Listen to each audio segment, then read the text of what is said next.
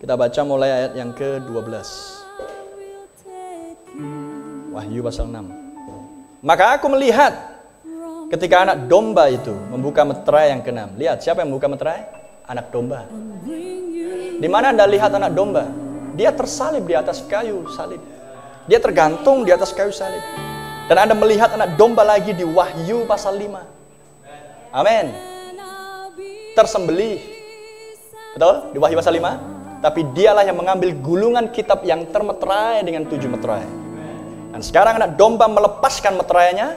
Dan dari mulut nabinya, Wahyu 10 ayat 7, misteri meterai ke-6 dibentangkan. Peristiwa aktual meterai ke-6 belum berlangsung. Tetapi apa yang akan berlangsung itu kepada mempelai wanita di akhir zaman sudah diberitahukan. Dinyatakan. Dan diberitahukan tentang kronologinya sehingga Anda bisa mengikuti jejak itu. Sehingga Anda tidak akan bingung. Setelah ini apa, brother? Setelah ini itu. Oh ya. Setelah ini itu.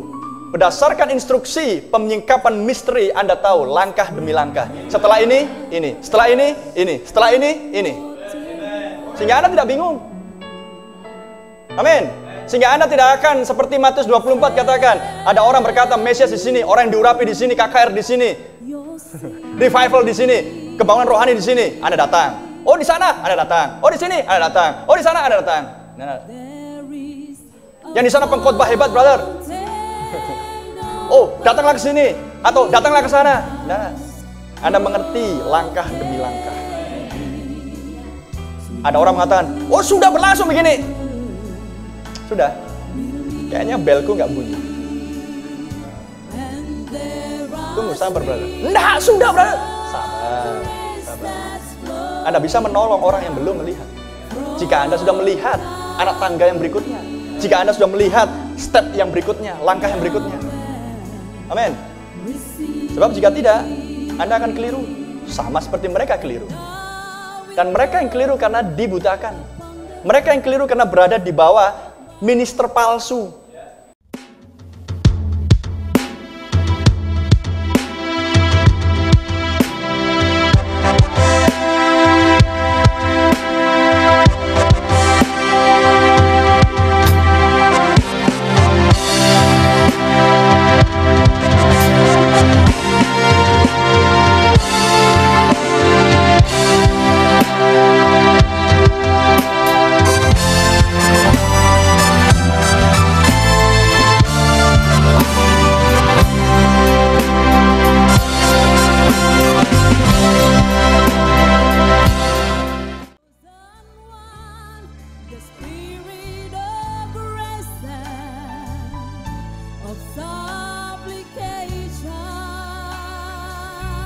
Betul salah? Pengkhotbah palsu. Amin. Itu sebabnya serius, brother and sister. Jangan anggap enteng doktrin. Jangan anggap enteng doktrin. Saya ambil contoh. Seruan suara sangkakala. Hafal mati bisa. Seruan suara sangkakala. Seruan suara sangkakala. Sama seperti kalau Anda belajar gitar, C, D, E, F, G, A, B. Hafal mati. Ya kan? Tapi untuk mendapatkan pengertian yang sesungguhnya di dalamnya, Anda harus betul-betul memiliki mata rajawan. Dan Anda harus berdoa untuk hal itu.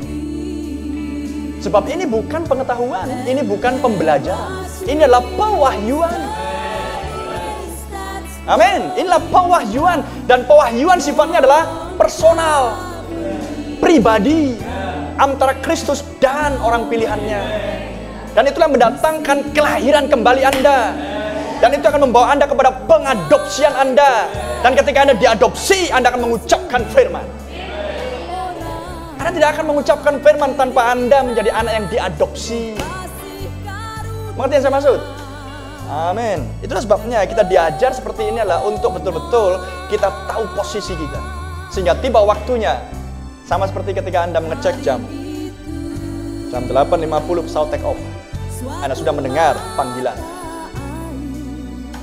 Yang berangkat dengan pesawat jam 8.50, airline ini segera masuk ke ruang tunggu, maka Anda masuk. Anda tunggu di situ. Amin. Anda tunggu di situ, sabar tunggu. Sampai kemudian petugas yang di depan pintu mengatakan, Semua yang akan berangkat 8.50 berbaris sini karena kita akan segera masuk ke pesawat. Maka masuklah Anda ke pesawat. Ketika Anda sudah di pesawat, sabar tunggu. Pilot sedang mempersiapkan segala sesuatunya. Anda gak terburu-buru. Udah sampai. Dikit-dikit udah. Sudah belum? Sudah belum? Sudah belum? Anda bukan orang yang terburu-buru. Anda bukan rush. Anda bukan orang yang tergesa-gesa. Amin. Haleluya. Anda adalah seorang yang mengerti jadwal. Anda seorang yang mengerti tahapan yang berikutnya apa. Anda harus menunggu itu. Nah, Anda harus waspada. Jangan ketiduran di ruang tunggu. Berbahaya itu. Anda sudah pegang tiket, is good, bagus. Anda sudah berada di ruang tunggu, tapi ketika panggilan untuk masuk pesawat Anda nggak dengar. Bye-bye. Tanpa sadar Anda masuk ke tribulasi. Amin. Bukan persoalan darah. Anda memiliki darah di masa Eksodus pertama. Perhatikan baik-baik. Semua orang Israel ketika mendengar perintah Musa, sembelih domba, maka darah tercurah, disimpan di dalam baskom. Semua orang Israel punya itu. Tapi bukan persoalan darah Anda punya atau nggak punya. Persoalannya adalah Anda harus tahu di mana mengoleskan darah ini. Anda punya di rumah tapi nggak pernah dioleskan. Bagaimana malaikat maut akan melihat darah itu? Amin. Ngerti yang saya maksudkan? Sebab jika Anda diselamatkan oleh darah anak domba Allah oleh kasih karunia, Anda akan mengaplikasikannya. Anda akan mengoleskannya. Sehingga malaikat maut di masa pemeteraian. Amin. Lihat Yeskiel pasal 9. Malaikat maut di masa pemeteraian akan memeteraikan mereka yang sudah ditentukan. Yang berteriak, berseru untuk kejahatan kota itu siang dan malam. Oke? Dan kita berada di masa ini, masa sesudah penolakan. Saudara pesan.